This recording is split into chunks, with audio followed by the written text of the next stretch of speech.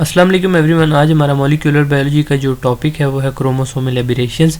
Chromosomal एबिरेशंस जो है इसका मतलब है हमारे क्रोमोसोम के अंदर जब एबनॉर्मेलिटीज़ आती हैं तो उनको हम क्रोमोसोमल एबिरेशंस कहते हैं। तो हमारी बॉडी के अंदर टू टाइप्स ऑफ सेल मौजूद हैं, somatic cell and gametic cells.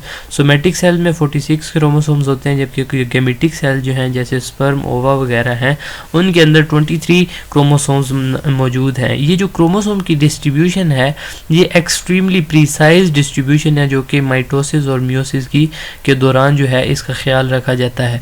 Somatic cells जो है उनके अंदर होमोलोगस क्रोमोसोम्स मौजूद हैं, जबकि गैमीट्स जो है उनके अंदर हाफ नंबर ऑफ क्रोमोसोम मौजूद है और इन्हीं क्रोमोसोम्स जो है इनके अंदर स्पेसिफिक सीक्वेंस जो है उनको हम जीन्स कहते हैं जो कि प्रोटीन सिंथेसिस में इन्वॉल्व होता है। क्रोमोसोमल एबिरेशन जो है अब इसके अंदर सम टाइम हमारी बॉडी के अंदर जब म्यूटेशंस आ जाती हैं या फिर किसी अननोन काज की वजह से हमारे क्रोमोसोम के नंबर में या स्ट्रक्चर में जब कोई एबनॉर्मेलिटी आएगी, that is called chromosomal aberration. अब क्रोमोसोमल एबिरेशन टू टाइप्स की हो सकती है, स्ट्रक्चरल एबिरेशन हो सकती हैं या फिर न्यूमेरिकल एबिरेशन हो सकती हैं।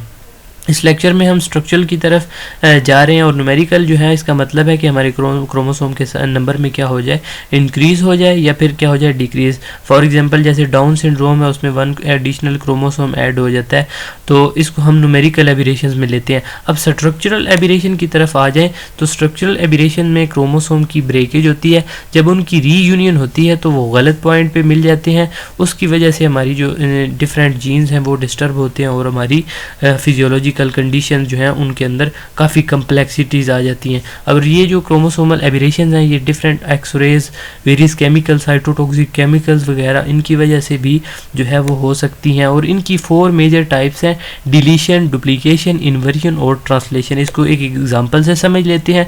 अब फॉर एग्जांपल ABCDEFGHI ये हमारे पास एक जीन का सीक्वेंस है। अगर इसमें एक खसूसी जो इसका एक पार्ट ऑफ जो जीन है वो क्या हो जाएगा, मिस हो जाएगा, उसको हम डिलीशन कहेंगे। अगर वो एक ख़ास जो पार्ट है वो क्या हो जाए, डबल आ जाए, दूसरी दफ़ा आ जाए, उसकी रेपिटेशन हो जाए तो उसको हम डुप्लीकेशन कहेंगे।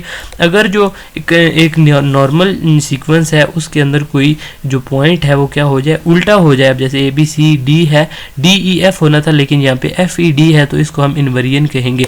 और ट्रांसलोकेशन जो है इसमें क्या होता है कि नॉन होमोलोगस क्रोमोसोम जो है वो अपने सेगमेंट्स जो है वो एक्सचेंज करते हैं, यानी दो नॉन होमोलोगस क्रोमोसोम्स जो है उनके जो कुछ सेगमेंट्स होते हैं वो क्या हो जाते हैं, एक दूसरे से अदला बदली हो जाती हैं। जैसे आप ये देख सकते हैं इस क्रोमोसोम का ये वाला पार्ट जो है वो क्या हो गया, इधर डिस्प्लेस हो गया और ये वाला इसका जो स्मॉल पार्ट था वो इधर आ गया।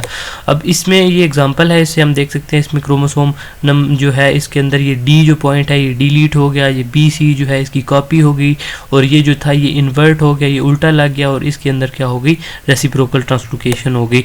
जो हमारे पास फर्स्ट टाइप है डिलीशन जो है, इसके अंदर हमारी जो टाइप्स हैं डिलीशन के अंदर फर्दर ये हो सकती है टर्मिनल डिलीशन हो सकती है या फिर इंटरस्टिशियल डिलीशन हो सकती है। अब जो टर्मिनल डिलीशन है इसका बेसिकली ये कॉन्सेप्ट है कि जो हमारे क्रोमोसोम के टर्मिनल्स हैं, जो हमारे एंड पॉइंट्स हैं क्रोमोसोम के, उनके अंदर कोई डिलीशन आ गई या उनके अंदर डेफिशिएंसी आ गई तो उसको हम टर्मिनल डेफिशिएंसी कह रहे हैं। और अगर हमारे सेंट्रोमेयर इन्वॉल्व हो गए डेफिशिएंसी में तो उसको हम इंटरक्लेरी डेफिशिएंसी कहेंगे। और ये इंटरक्लेरी जो है ये मोर कॉम्प्लिकेटेड है as compare to terminal deficiency के। और इनकी वजह से जब हमारी क्रोमोसोम के अंदर कोई डिलीशन होती है तो जेनेटिक और फिजियोलॉजिकल इफेक्ट्स जो हैं वो हमें नज़र आते हैं। होमोजाइगस जो क्रोमोसोम्स हैं उनके अंदर ओनली ये बहुत लीथल होता है उनके अंदर, क्योंकि उनके अंदर 0 कॉपी ऑफ जीन मौजूद, जो उनके अंदर 0 कॉपी है। लेकिन जो हेट्रोजाइगस हैं उनमें एटलीस्ट 1 कॉपी जो है वो तो मौजूद होती है। और इस जो क्रॉसिंग ओवर होती है अगर वो एब्सेंट हो गई डिलीटेड रीजन के अंदर तो फिर क्या हो जाएगा, उसके अंदर जो क्रोमोसोम्स हैं हेट्रोजाइगस उसकी ओनली 1 कॉपी ऑफ जीन जाएगी। और जिस तरह ये ड्रोसोफिला के अंदर डिलीशन जो है उसको देखा गया। और प्रोकैरियोट्स में जो ई कोलाई है उसमें 1% डिलीशन है उसके जीनोम के अंदर, और जो लैम्डा फेज है उसके अंदर 20% तक जो डिलीशन है वो ऑब्जर्व की गई है। और ह्यूमंस के अंदर भी जब ये डिलीशन होती है तो इसकी वजह से बहुत ज़्यादा कॉम्प्लिकेशंस होती हैं, जिस तरह स्टिल्ड बर्थ, जैसे बच्चा पैदा होते सार ही उसकी क्या हो जाती है, डेथ हो जाती है। और अगर उसकी वो सर्वाइव सर्वाइव कर भी जाए तो उसकी फिजियोलॉजिकल डिस्टर्बेंस होती है। इसी तरह कैट क्राई सिंड्रोम है जो कि क्रोमोसोम नंबर 5 के अंदर डेफिशिएंसी की वजह से होती है। इसके अंदर जो चाइल्ड होता है वो क्या होता है कि वो जो जब क्राई करता है तो वो कैट लाइक साउंड जो है वो प्रोड्यूस करता है और उसका हेड जो है उसका साइज़ भी कम होता है, ब्रॉड फेस होता है और सैडल नोज़ वगैरह होता है।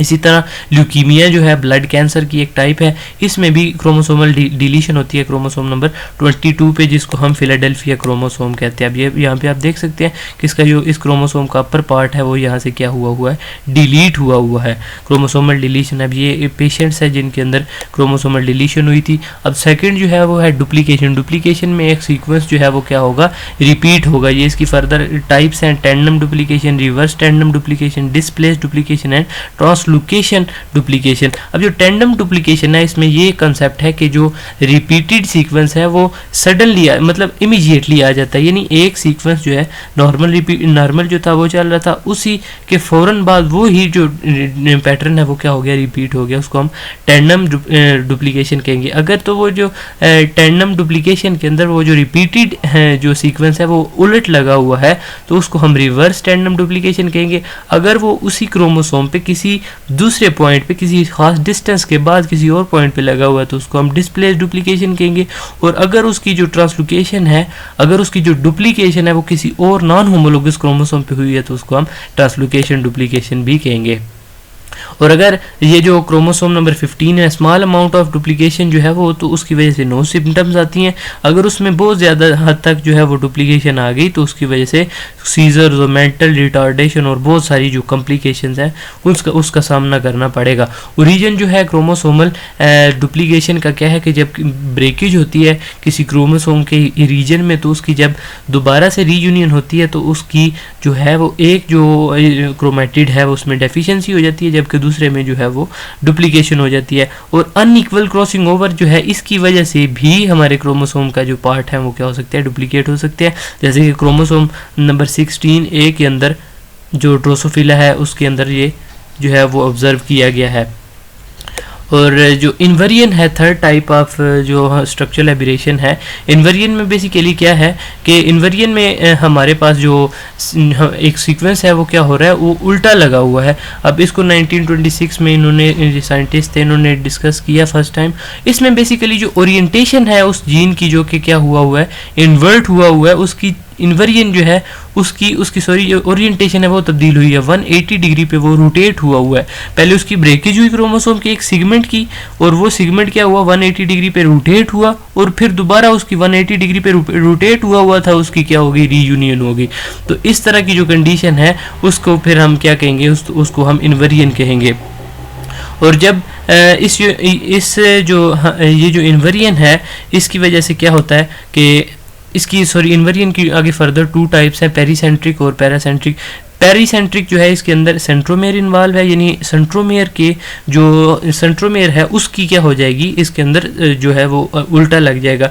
जबकि जो पैरासेंट्रिक है उसमें सेंट्रोमेयर तो इन्वॉल्व नहीं है लेकिन जो उसके अलावा कोई सेगमेंट ऑफ क्रोमोसोम है वो उसके अंदर इन्वॉल्व है, जिसकी क्या होगी, इन्वेरियन हो गई।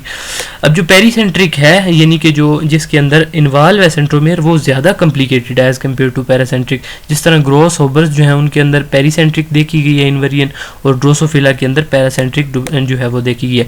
अब जो ट्रांसलोकेशन है वेरी इंपॉर्टेंट जो है ट्रांसलोकेशन, इसका मतलब है कि 2 नॉन होमोलोगस क्रोमोसोम्स जो है उनके सेगमेंट्स क्या हुए आपस में, वो आपस में एक्सचेंज हुए हैं। अब इसकी फर्दर 3 जो है टाइप्स हैं, simple translocation, shift translocation and reciprocal translocation. Simple translocation में होता है कि एक क्रोमोसोम के टर्मिनल सेगमेंट्स जो है एक क्रोमोसोम से निकल के किसी दूसरे क्रोमोसोम के टर्मिनल में क्या होगे, इंसर्ट होगे, उसको हम सिंपल ट्रांसलोकेशन कहते हैं। शिफ्ट क्रोमोसोम में क्या, शिफ्ट क्रोमोसोमल ट्रांसलोकेशन में क्या होता है कि एक इंटरक्लेरी सेगमेंट जिसमें हमारा सेंट्रोमेयर इन्वॉल्व है, सेंट्रोमेयर वाला जो पार्ट है एक क्रोमोसोम से निकल के किसी दूसरे नॉन होमोलोगस क्रोमोसोम के सेंट्रोमेयर में दाखिल होता है, उसको हम क्या कहते हैं, शिफ्ट ट्रांसलोकेशन कहते हैं। जब रेसिप्रोकल ट्रांसलोकेशन की बात करें तो इसमें क्या होगा कि टोटली एक्सचेंज ऑफ सेगमेंट्स होगा 2 नॉन होमोलोगस क्रोमोसोम के दरमियान में। तो ये जो रेसिप्रोकल ट्रांसलोकेशन है ये मोस्ट कॉमन और मोस्ट जो है वो ज़्यादातर इसके अंदर केसेस आते हैं। तो ये हमारा जो टॉपिक था, ये सारा टॉपिक हमारा क्रोमोसोमल एबरेशन के बारे में था। सबसे पहले हमने उसका